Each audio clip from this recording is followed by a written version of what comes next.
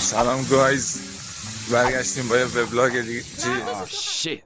Here we go again. ولاگ امروز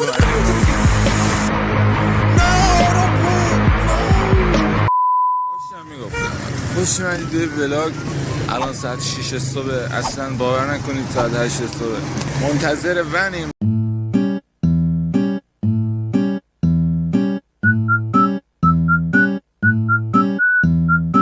منتظر ونیم چون ما فقیریم متاسفانه. بابا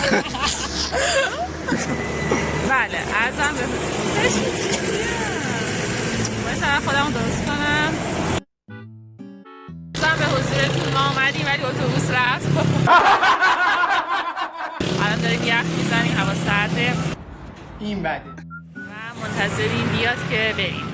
لعنتی جذابیت حد و مرز نداره. خدا چی ساخته؟ 6 ماه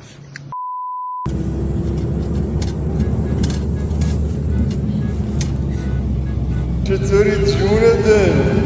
برقراری از هم بعد ایستگاه کجایه؟ بریم راهنمایی کنیم. نه چپوره.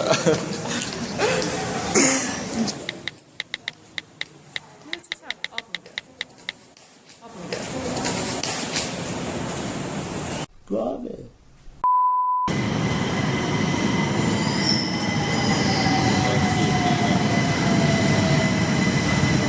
سلام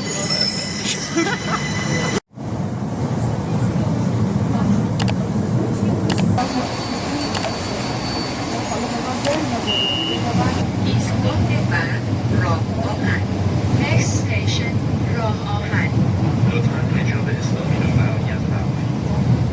همه خوبا، همه خفنا. واقعا چه هوای خوبی. زود باش دیر شد. ما راه نمیدیم. برجا رو نگاه خدا.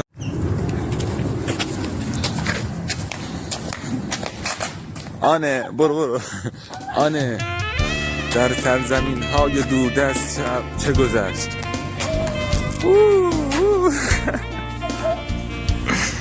تعلیم میگیره که هاتون تو راه رفتیم. این برج مال بابامه. هر شب میرم توی یکی از خونه ها میخوابم. من خیلی خفنم. بابا لکچری اینم ماشین کارگرم. براش اینا خیلی خودت هم رو نداری بدبخت.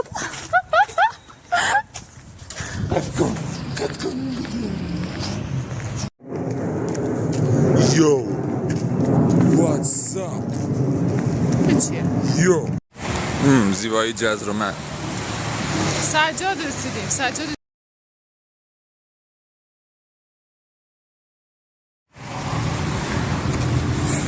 تاسفانه با شکست روبرو شدیم. اونجوری که میخواستیم پیش نرفت.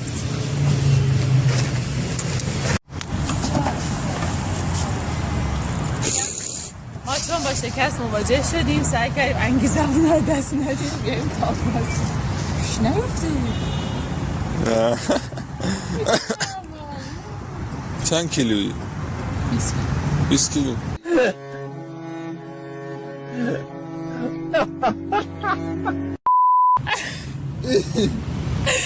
خیز تجيب غلطي خيز شو سهل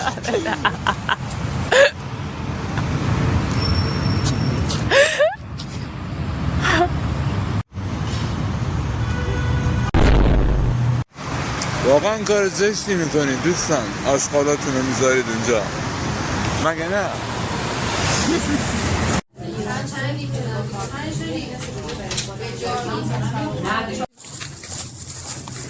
داریم بالاخره میرسیم خونه. گشنه‌ای شده رفته ماست خریده. ماست رو ترکون. من نترکوندم. بچه ماست پگاه بگیرید، بخور. خیلی لذیذ و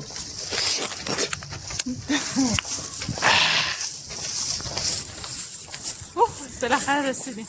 ما از ساعت 8 زدیم بیرون، ساعت 1 الان رسیدیم خونه. زنده باد ایران، زنده باد ایرانی، زنده باد. وی